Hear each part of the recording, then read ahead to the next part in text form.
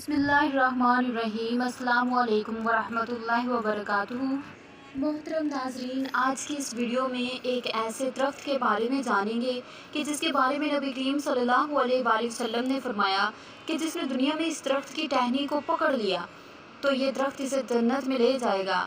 لیکن اس سے پہلے سخاوت کے بارے میں جانیں گے کہ اس کے بارے میں دنیا اور آخرت میں کیا فائدہ ہے، اور نبی کریم صلی اللہ علیہ وآلہ وسلم کی ذات اقدس میں ہمیں اس کے بارے میں کیا درس ملتا ہے۔ ناظرین اکرام، سخاوت عربی لفظ سخا سے نکلا ہے، جس کے معنی کھلے دل سے خرچ کرنا ہے۔ اصطلاحی مفہوم یہ ہے کہ سہولت اور آسانی کے ساتھ خرچ کیا جائے، مگر جب خرچ کرنے میں تنگی محسوس نہ ہو، کسی قسم کے تردد کا اظہار نہ ہو، اور کسی پریشانی پشیمانی کا خرچ کرنے کے دوران سامنا نہ ہو۔ اس جذبے اور طبیعت کے ساتھ خرچ کرنا سخاوت کہلاتا ہے۔ یہ کھلے دل سے خرچ کرنا تمام نعمتوں کے لیے ہے، جس میں دولت، علم، وقت، صحت شامل ہے۔ مال کی سخاوت کو ہی زیادہ تر توجہ دی جاتی ہے، جبکہ علم، کام اور صحت و صلاحیتیں خرچ کرنے کو لوگ سخاوت نہیں کہ سمجھتے، جو کہ غلط نظریہ ہے۔ قرآن پاک میں 80 سے زائد مقامات پر خرچ کرنے کا حکم آیا ہے۔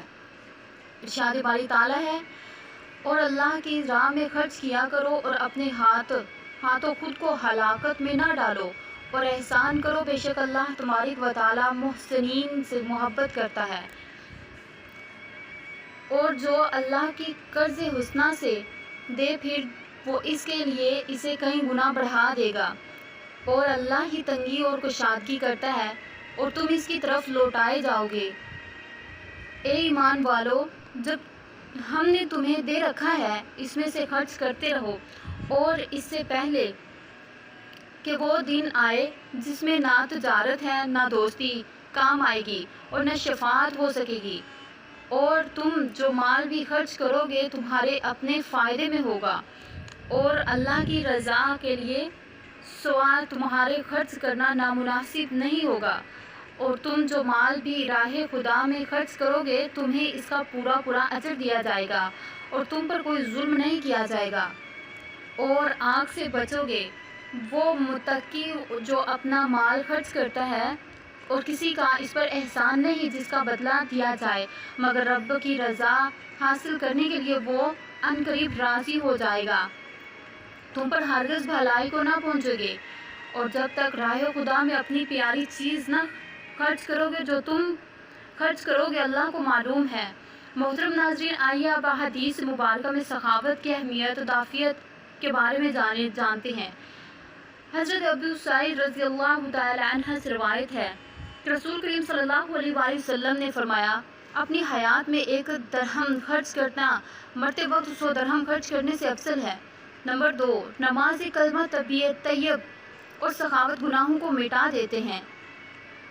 نمبر 3، اے آدم کے بیٹے، تم ضرورت سے زائد مال خرچ کر دے، یہ تیرے لیے بہتر ہے، اور تو اگر اس کو روک کر رکھے گا تو تیرے لیے برا ہے۔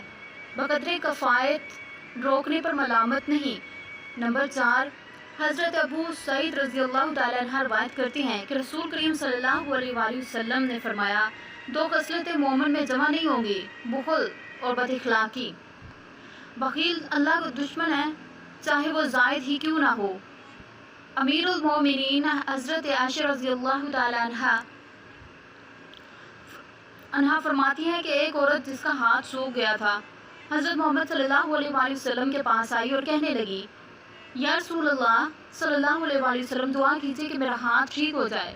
نبی کریم صلی اللہ علیہ وآلہ وسلم نے پوچھا کہ آپ کا ہاتھ کیوں سوکھ گیا ہے؟ اس نے کہا کہ اے اللہ کے نبی صلی اللہ علیہ وآلہ وسلم، میں نے خواب میں دیکھا کہ قیامت برپا ہو گئی ہے، اور دوزخ سلگائی گئی ہے، اور دہشت کو پاس بلا لیا گیا ہے۔ میں نے دیکھا کہ میری ماں دوزخ میں ہے، اور اس کے ہاتھ میں چربی کا چھوٹا سا ٹکڑا تھا، اور دوسرے ہاتھ میں کپڑے کا چھوٹا سا ٹکڑا تھا۔ میں نے اپنی ماں سے پوچھا کہ کیا وجہ ہے کہ آپ دوزخ میں ہیں؟ آپ تو دنیا میں اللہ تبارک و تعالیٰ کی فرما بردار تھی، اور آپ کا شوہر بھی آپ سے راضی تھا، تو پھر جہنمی ہونے کی وجہ کیا ہے؟ تو اس نے کہا کہ اے میری بیٹی، میں دنیا میں بخیل تھی، اور ہر بخیل کے لیے جہنم میں یہی مقام ہے۔ پھر میں نے اپنی ماں سے پوچھا کہ آپ کے ہاتھ میں یہ چربی اور کپڑے کا ٹکڑا کیوں ہے؟ تو ماں نے کہا کہ اسی وجہ سے تو میری جان بچی ہے جو میں نے اس دنیا میں اللہ تبارک و تعالیٰ کے راستے میں دے دیے تھے۔ پھر میں نے پوچھا کہ میرا باپ کہاں ہے؟ تو ماں نے بتایا کہ وہ سخی تھا اور سخیوں کے ساتھ ہے۔ پھر میں نے اپنے والد کو حوض کوثر کے قریب کھڑے ہوئے دیکھا جو لوگوں کو پانی پلا رہا تھا۔ تو میں نے اپنے والد سے کہا کہ میری ماں اللہ تبارک و تعالیٰ کی فرما بردار عورت تھی اور آپ بھی اس سے راضی تھے، مگر وہ پھر بھی جہنم میں جل رہی ہے اور سخت پیاسی ہے، اور آپ یہاں لوگوں کو پانی پلا رہے ہیں۔ میری ماں کو بھی پانی کے چند گھونٹ پلا دو۔ والد نے کہا کہ اے میری بیٹی، اللہ تبارک و تعالیٰ نے بخیلوں پر حوض کوثر کا پانی حرام کیا ہے۔ اور اس کے بعد میں نے اپنے والد کی اجازت کے بغیر ہی پانی کا ایک پیالہ اپنی ماں کو پلا دیا۔ تب میں نے ایک آواز سنی کہ کوئی کہہ رہا ہے کہ اللہ عز و جل تیرے ہاتھ کو خشک کرے، کیونکہ تم نے گناہ گار بخیل کو حوض کوثر سے پانی پلایا۔ جب میں نیند سے بیدار ہوئی تو میں نے اپنے ہاتھ کو سوکھا ہوا پایا۔ حضرت عائشہ صدیقہ رضی اللہ تعالیٰ عنہ فرماتی ہیں کہ جب نبی کریم صلی اللہ علیہ وآلہ وسلم نے اس کی بات سنی تو آپ صلی اللہ علیہ وآلہ وسلم نے اپنے عصا کو اس کے ہاتھ پر رکھ دیا اور اس کے لیے دعا فرمائی، اور اس کا ہاتھ بالکل ٹھیک ہو گیا۔ محترم ناظرین، نبیوں کے سردار رحمۃ اللہ علیہ پر ہر دن درود پڑھا کریں جو ہمارے لیے شفاعت کریں گے۔